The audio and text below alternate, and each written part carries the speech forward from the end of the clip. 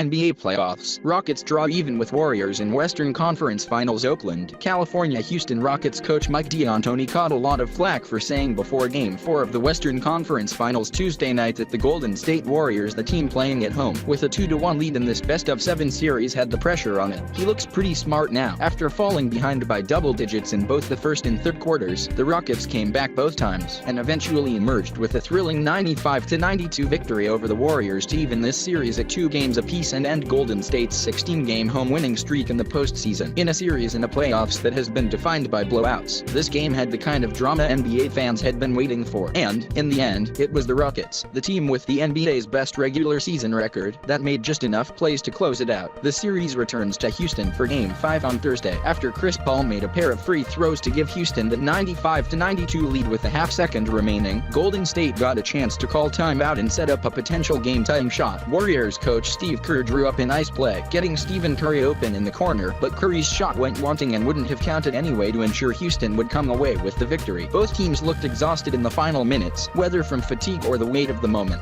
Golden State played its 4 All-Stars virtually the entire second half, while Houston's P.J. Tucker, 44 minutes, James Harden, 43, Chris Paul and Trevor Ariza, 41 each, all broke 40 minutes. The minutes clearly took their toll. The final moments were full of equal parts poor execution and high drama. It was Houston, though, that managed to get over the finish line, thanks to 30 points from Harden, though only 6 in the second half, and 27 from Paul. Curry had 28 and Durant 27 with 12 rebounds to lead Golden State. The Warriors clearly felt the loss of Andre Iguodala, the 5th member of the league's most effective 5-man lineup, who was ruled out of the game with a left knee injury before tip-off. Well, obviously, he's a great defender, and he's a guy I think he led the league in assist-to-turnover ratio. Kerr said of Iguodala, "You guys have heard me sing his praises for years. He's an organizer. He's a guy who settles us down. He continuously makes the right play, so we'll miss all that." Initially, it wouldn't look like the Warriors would miss Iguodala much at all. Golden State scored the first 12 points of the game as Houston missed its opening 9 shots, and it quickly looked like this game would turn into yet another blowout into postseason that has been full of them. Houston, though, had other ideas. Thanks to an outstanding first half from Harden, including a ridiculous poster-creating dunk on Green and picking Durant's pocket on an isolation play at the top of the key to create another fast break dunk, the Rockets slowly dragged themselves back into the game. Then, once Paul finally got going, scoring 12 of his 14 points over the final 3:32 of the second quarter, Houston took off, going on a 25-7 run to close the half and take a 53-46 lead into the halftime break. Iguodala's absence was especially notable in the second quarter. The Warriors looked discombobulated for much of it, especially when Klay Thompson missed several minutes while being diagnosed with a left knee strain, which he played through, and when Curry sat for almost the entire last 5 minutes, except for the final possession of the half. After picking up 3 fouls, Golden State turned to Nick Young for crucial minutes and it didn't work out so well. But then the third quarter happened, and, as usual, Golden State turned it on. After both teams traded buckets for the opening 5 minutes of the third, with Houston maintaining its 7-point halftime lead, the Warriors finally found the extra gear they have reached so often, fueled by a barrage of 3-pointers, led by Curry. 4 minutes later, a Durant mid-range jumper made it 73-65 Warriors, capping an 18-3 run that saw Curry at one point score 11 straight to flip the game back in the Golden State's favor. But the Rockets, for the first time in 8 postseason games here in Oakland, had a response that tilted the game in their favor. Now the Western Conference Finals are a best-of-3 sprint to the finish. Buckle up. Steve Kerr clearly feels like he has to go for it in this game. Without Andre Iguodala, Kerr has chosen to play Draymond Green for the entire second half. Green looks tired, but at this point, with under 5 minutes to go in a 1-point game, it seems impossible to think he'll be out again. This game feels like a war of attrition. Whoever can hang on in the final moments will emerge victorious. Finally, it's the close game everyone has been hoping for. For the past 4 years, ever since this magical run began, the Warriors have dominated third quarters. They may have just ended the Rockets' season with their latest dominant third-quarter performance, thanks to a second straight third-quarter explosion from Stephen Curry, who scored 17 points tonight after scoring 18 in the third quarter of Game 3. Golden State went from down 7 at halftime to up 10 after 3 quarters, putting themselves in position to take a decisive 3-1 lead in this best-of-7 series. Without Andre Iguodala, Golden State's depth was going to be tested in Game 4. Foul trouble is testing it even further. Stephen Curry had to sit out the final 5 minutes of the first half after getting his third foul midway through the second quarter. Now Kevon Looney had to check out a little bit earlier than he would have normally in the third quarter after picking up his 4th in its opening minutes. With Warriors coach Steve Kerr essentially playing an 8-man rotation without Iguodala, every foul and minute counts. Golden State is learning that the hard way in Game 4. The Rockets, who missed their first 9 shots of the game and fell behind 12-0, exploded in the second quarter, outscoring the Warriors 34-18 in the period to take a 53-46 lead into the halftime break. James Harden was sensational, finishing with 24 points on 8-for-17 shooting, including a crazy dunk over Draymond Green and picking Kevin Durant's pocket in an isolation at the top of key that turned into another fast break dunk. Chris Paul, meanwhile, couldn't hit the broadside of a barn until the final 3:32 of the half, when he hit a 3 over Kevin Durant to start a personal run that included 3 3-pointers, a layup, and a free throw. Those 12 points were part of a 16-5 run to close the first half that gave Houston its first lead of the game after falling into that early hole and left the crowd here at Oracle Arena silent, a stark change from the raucous celebrations in the game's opening minutes. Notably, Stephen Curry sat out for most of the final 5 minutes after picking up his third foul, part of why Houston went on that run. He checked out with 5:06 remaining and only came in for the final 16 seconds, only to have a shot emphatically blocked to end the half. Durant is the only Warrior in double figures with 15 points, while Curry is 3 for 8, and Klay Thompson, who missed part of the second quarter with a sprained left knee before returning, is 3 for 9. James Harden just dunked all over Draymond Green. That is, to say the least, doesn't happen very often. Meanwhile, the Rockets have climbed back into this game. That is largely thanks to Harden, who has 22 points already on 7-for-13 shooting. The rest of the Rockets are 5 for 19, including Chris Paul being just 1 for 5. After being down 12-0, though, currently trailing 38-36 isn't so bad. Further update: Klay Thompson has a left knee strain and is back in the game, at least temporarily. Crisis averted for Golden State. In the something to monitor department, particularly with Andre Iguodala out with an injury, Klay Thompson has gone to the locker room. Thompson came back in to start the second quarter before exiting the game and heading to the locker room. He's remained in the locker room for a few minutes, with no word as to why. It's one thing to be down at Iguodala, a versatile defender with a high basketball IQ. It would entirely be another to be without Thompson, the second best shooter in the world behind his fellow Splash brother, Stephen Curry, and who has been remarkably durable throughout his career. The Rockets have recovered from their disastrous start to the game, but they still find themselves in a hole. Golden State leads 28-19 after 1, with Kevin Durant scoring a quick 10 points to lead both teams. The Warriors have turned 4 Rockets turnovers into 10 points, and if it weren't for Golden State committing 4 turnovers themselves, this could be even worse. What also could have made it worse is if James Harden hadn't gone 4 for 6 in the first quarter, scoring 9 points. The rest of Houston's roster combined to go 3 for 24, including 1 for 6 from 3-point range. Chris Paul, for the second straight game, went scoreless in the first, missing all 3 shots he took. Monday afternoon, Rockets coach Mike D'Antoni declared that,